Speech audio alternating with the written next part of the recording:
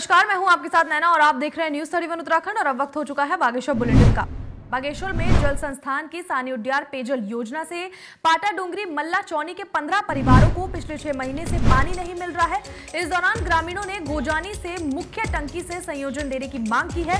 आपको बता दें कि कनेक्शन आधे बांटे जा चुके हैं। बावजूद इसके जल संस्थान की देखरेख के लिए चौकीदार यहां देखने के लिए नहीं आते हैं। वहीं अब ग्रामीणों ने चेतावनी देते हुए कहा कि अगर पेयजल योजना सुचारू नहीं की गई तो उग्र आंदोलन किया जाएगा। मेन स्रोत न होने के कारण हमको जो ये जल निगम का पानी था ये दिया गया था, पर अब जब इसके बाद भी इतने साल होने के बाद भी हम अभी भी देख रहे हैं।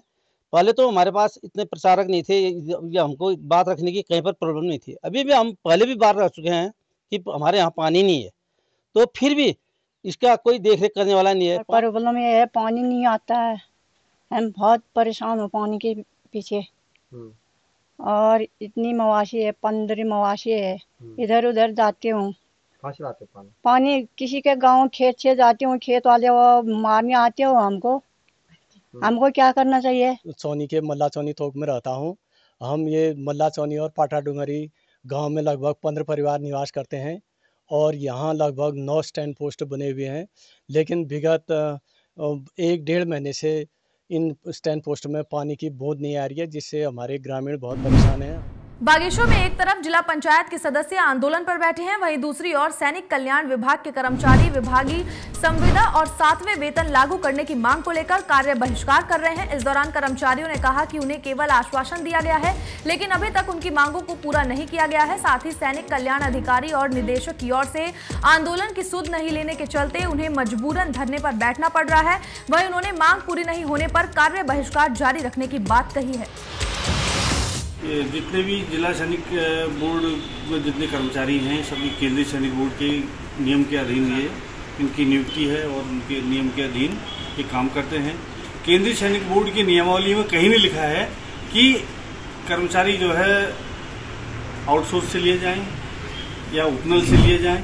बागेश्वर में मुख्यमंत्री स्वरोजगार योजना के तहत आज विकास भवन सभागार में साक्षात्कार किया गया है। इस दौरान जिलाधिकारी विनीत कुमार ने बताया कि ये प्रवासी मजदूरों के लिए महत्वपूर्ण योजना है। वहीं पिछली बार उन्हें 200 लोगों को इस योजना से जोड़ने का लक्ष्य रखा गया था, जिसे पूरा कर लिया गया है। वहीं उन्होंने कहा कि आज 55 लोगों का साक्षात्कार किया गया है, जिसके बाद उन्हें दस्तावेज बैंकों को सौंप दिए जाएंगे। वहीं उन्होंने जल्द से जल्द 200 लोगों को मुख्यमंत्री स्वरोजगार योजना से जोड़ने की बात कही है।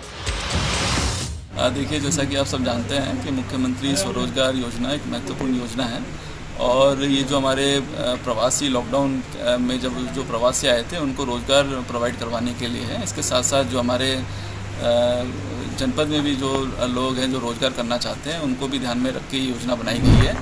बागेश्वर में 11 सूत्री मांगों को लेकर पिछले कुछ दिनों से सफाई कर्मचारी हड़ताल पर बैठे हुए हैं, जिसके चलते पूरे नगर पर सफाई व्यवस्था चरमा गई है। वहीं आज नगर पालिका के अध्यक्ष और कांग्रेस के कार्यकर्ता सफाई कर्मचारियों को समर्थन देने पहुंचे। इस दौरान युवा कांग्रेस के कार्यकर्ताओं ने कहा कि ठेकेदारी प्रथा बंद होने के साथ सफाई कर्मचारियों का बीमा किया जाना चाहिए और मृतक के परिजनों को सरकारी नौकरी दी जाए। वहीं कर्मचारियों ने मांग को जायज बताते हुए कहा कि सरकार को जल्द से जल्द उनकी मांग को पूरा करना चाहिए। निश्चित तौर पर जिस तरीके से हमारे सफाई कर्मचारियों के साथ आज दुर्व्यवहार कहीं ना कहीं केंद्र और राज्य सरकारों द्वारा हो रहे हैं, उसके समर्थन में माननीय जिला अध्यक्ष कवि जोशी जी, प्रदेश सचिव हमारे ईश्वर पांडे जी, विशाल रावत जी और अन्य जितने भी अपने रिजवान खान साहब और रोहित खैर जी, उमेश उपाध्याय जी और सभी जितने भी हमारे कार्यकर्ता हैं, सभी तमाम हमारे कार्यकर्ता यहाँ पे चौबे जी और वाल्मीकि जी सब पहुँचे हैं। ये तो अभी कोई कहने का तात्पर्य नहीं है कि मैं अभी कह दूँ कब तक करेगी, क्योंकि जो हमारे शासन स्तर पर हमारे जो वरिष्ठ हमारे साथी लोग हैं, जो पदाधिकारी लोग हैं, उनकी वार्ता चल रही है। जैसे ही हमारे वरिष्ठ पदाधिकारियों को हमारे पास कोई सूचना आएगी कि हमारी कुछ मांगें मानी गई हैं, नहीं मानी गई हैं, तो आप हड़ताल ख़त्म करो या इसको बंद करो, तभी हम करेंगे। नहीं तो जब तक हमारी मांगें नहीं बनी जाएंगी हम यहीं पर हड़ताल पर बैठे रहेंगे। बागेश्वर में जो कर्मिक अनशन में बैठे हैं सफाई कर्मचारी, उनके समर्थन में आज यहाँ समर्थन देने आई है। जैसे कि उनकी मांग है कि पुरानी जो NPS जो पेंशन है वो उनको दी जाए और जो उनके परिवार के कभी भी भविष्य में भी जो मृतक आश्रित है उनके मृतक आश्रित के परिवार के लोगों को नौकरी सरकारी उसमें यहाँ दी जाए। बागेश्वर में कमसर घाटी की लाइफलाइन मानने जाने वाले विजयपुर खतौली मोटर मार्ग खस्ताहाल हो गया है। आपको बता दें कि साल 2017 में खतौली मोटर मार्ग में डामरीकरण किया गया था। इस दौरान अब मोटर मार्ग में जगह जगह गड्ढे हो गए हैं। दरअसल ये कमसर घाटी के 10,000 की जनता को तहसील और जिला मुख्यालय को जोड़ने वाली सड़क है। बावजूद इसके शासन की ओर से इस पर कोई ध्यान नहीं दिया गया, जिससे ग्रामीणों को काफी परेशानियों का सामना करना पड़ रहा है। विजयपुर से खतौली के रास्ते सानी उद्यार को जाने वाला जो मोटर मार्ग है, ये 3-4 किलोमीटर में बड़ी खस्ताहाल स्थिति में पहुंच चुका है। इसको पहले जिला योजना द्वारा ये बीच में बना था। नीचे वाला तो जो हिस्सा है तब भी, जिसमें प्रधानमंत्री योजना से डामर हुआ था, वो हिस्सा तब भी दानोथल तक का सही है, लेकिन 4 किलोमीटर का जो हिस्सा है ये यात्रा करने लायक नहीं है। बागेश्वर में कांडा धपोली देवीनगर के शनिदेव मंदिर और हनुमान मंदिर के साथ संतोषी माता के मंदिर में आज सुबह से ही श्रद्धालुओं की भारी भीड़ उमड़ी है।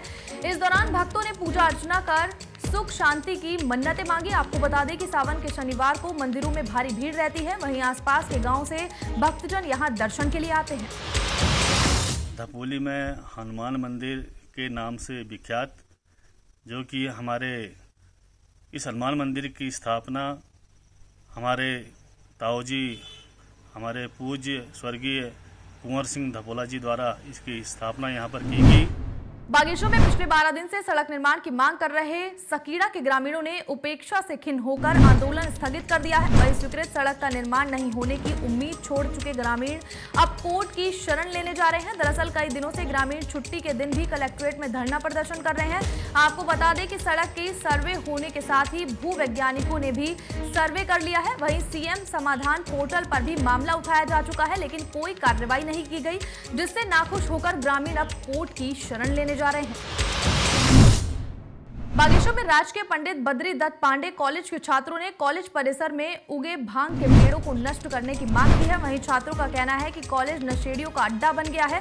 इस बीच एक अधेड़ गोला बैराज में कूदने की फिराक में था, जिसे पुलिस ने पकड़ लिया। इस दौरान सीओ विपिन पंत ने बताया कि पुलिस को मिली शिकायत के मुताबिक भांग की खेती पर जल्द कार्रवाई करते हुए आज पुलिस टीम महाविद्यालय पहुंची, जहां पहुंचकर पुलिस ने भांग की खेती को पूरी तरह से नष्ट किया और नशे से दूर रहने का संदेश दिया है। पिछले कई साल से जो हॉस्टल है, हॉस्टल तो खुलवा नहीं पाई हमारी पीजी कॉलेज बागेश्वर की जो प्रशासन है, स्टाफ है, लेकिन अभी जब मैं कॉलेज में किसी काम से जा रहा था, बहुत समय के बाद मैं वैसे कॉलेज में आया हूँ, तो मैंने दीवार से देखा कि वहाँ भांग के पौधे दीवार से भी ऊंचे ऊंचे हो। बागेश्वर गरुड़ के भेटा निवासी एसएसजी परिसर अल्मोड़ा के छात्र हेमंत लोहुमी का national institute of science education and research Bhubaneswar department of atomic energy में इंटीग्रेट पीएचडी के लिए चयन हुआ है, जिसके बाद उनके परिजनों में खुशी की लहर उठी है। आपको बता दें कि एमएससी के दौरान हेमंत ने आईआईटी जेईई की परीक्षा पास की, जिसके बाद उन्हें NISER की परीक्षा में सम्मिलित होने का मौका मिला। वहीं हेमंत अपनी इस उपलब्धि से भविष्य में देश की सेवा करना चाहते हैं। इस दौरान हेमंत के पिता दीप चंद लोहुमी ने बताया कि हेमंत अध्यात्म में भी लगाव रखते हैं। वो इस सिर्फ मेरा बेटा ही नहीं, इस समाज का बेटा है, सभी का भाई है, और उसने अपनी मेहनत से और कुछ भगवान की दया से अपने शिक्षकों के उसको जो सहयोग मिला, उसके माध्यम से जो भी उपलब्धि अभी हासिल की है, हमारे क्षेत्र के लिए गौरव की बात है। आज के लिए इतना ही। आप देखते रहिए न्यूज़ 31 उत्तराखंड। नमस्कार।